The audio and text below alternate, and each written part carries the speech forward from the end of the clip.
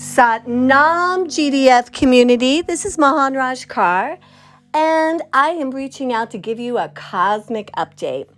So first I want to start with, what is really the importance of the stars? The stars, the cosmos, astrology is as important as the trees and the earth and the air we breathe, and they are intimately connected. I also want to really open you up to how long we went with this wisdom and then it was shut down and now it's really back. And that is because oftentimes religion is, not oftentimes, all the time, religion is intimately tied with politics, money, and control. That doesn't mean that there isn't real spiritual practices in religion that attune us to our hearts and God. But what has gone on through history, it has been used as a way to control the masses. And within that, a part of all the paths, especially and even the Christianity path, was astrology. Even the finding of the time and place of where Jesus would be born was based on astrology. Easter, to this day, is based on astrology. After the full moon in Aries comes Easter. And it goes on and on and on. There are some scriptures that have been used to twist and make this a evil thing, and that is what is done when something empowers the people.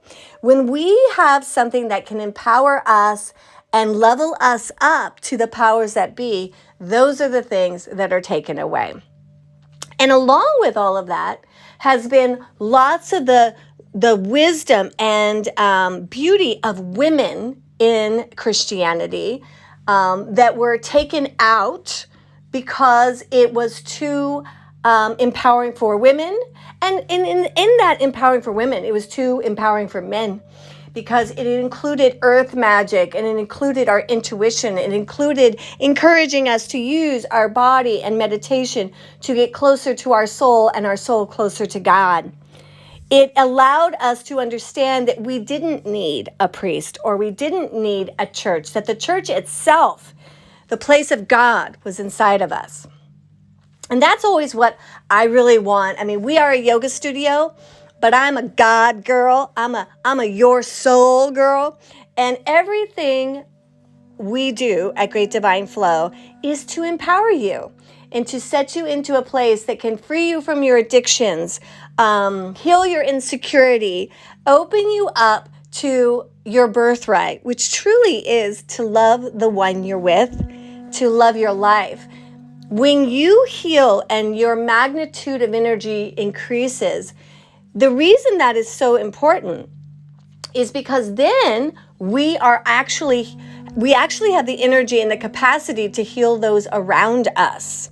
I think some of the self-love program that got started in the 80s went awry and almost created a sea of narcissism because our self-love is not self-important.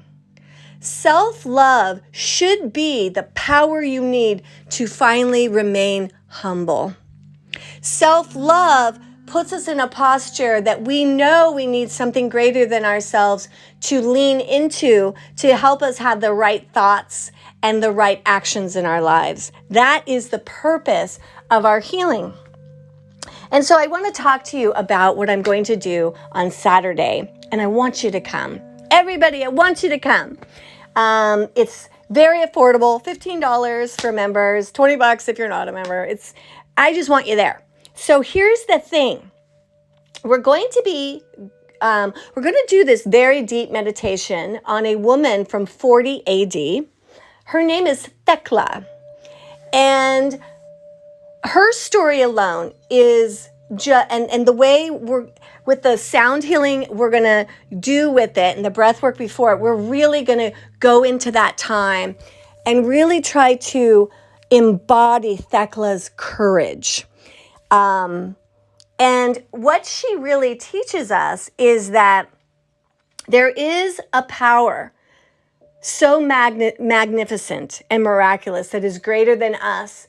This is the whole reason we live, is to tap into that with ourselves and Sophia, the one who created us.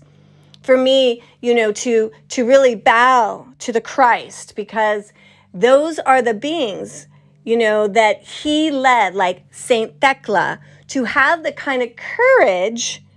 And it's in all of our big spiritual paths, the Sikhs, the Buddhists, the Muslims, Islam, Christianity, Judaic, all of them have these people who had such a calling in their heart, they would let nothing stop them from doing what was right and good in the moment for love, for themselves, and for those it would affect around them.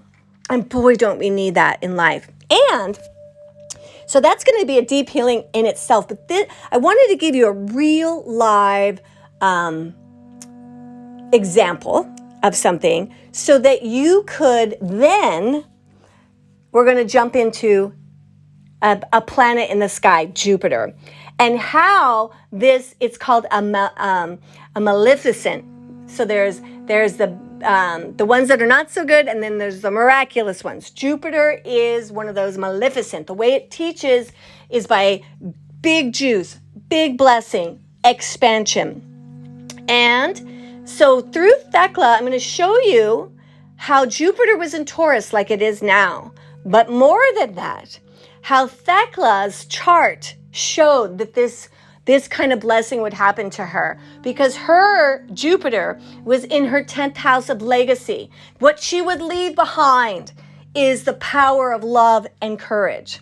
And it started and that's her north node. That's where she had that blessing. And her south was in the Scorpion house, which is in. So here's another thing that happens. As these planets move around, they speak to each other, just like families and ancestors and decades of things that go on with us as humans. They're a cosmic family. So right now, we have had a big planet of huge change and innovation and surprises, Uranus in Taurus. And Taurus and Uranus has been there since 2019, and it's not going to move out of it till 2026. The North Node has been in Taurus from 2020, let me get this right, the beginning of 21 to October of this year. Why is that important? Because now Jupiter's big move in Taurus is going to talk to those planets. And hey, what did you get done? And what did you move around on the earth and each individual? So and then there's the degrees, the math matters. Now you don't need to know all that to have a great experience in this. And I'm going to show you where this energy is in your life and how to make the most of it. So Jupiter is going to be in Taurus every 12 years. But what makes this different is it is coming in when the North Node is in Taurus, and it is here while Uranus is in Taurus. That's what makes it, oh my gosh, And then we get to harness that. We're going to do a very sacred, energetic Kriya for us that we can. It's short and something sweet that you can do anytime to help you stay the course. Taurus is about valuing you. And depending on whether it's your relationship house, your money house, your legacy house, for me, I'm like Thecla. It's sitting in my legacy house. My husband, Tony Mahanraj Singh, it's in his relationship house. You may have it in your family house or a creative house or your higher learning house. Then it's always, what is the opposition, the medicine to that? That house always matters too. And we will work with that together. I love this stuff. I love to give this stuff to you at the Great Divine Flow. The reason Great Divine Flow is in your life is to give you all of the help, all of the tools you can to be the best version of you. And not only that, that's not where you stop.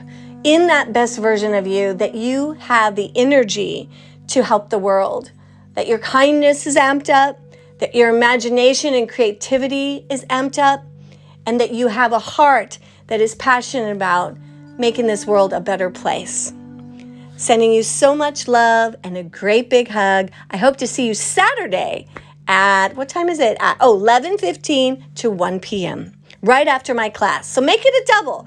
Come to my class. You know I'm going to be working with the energy in the class.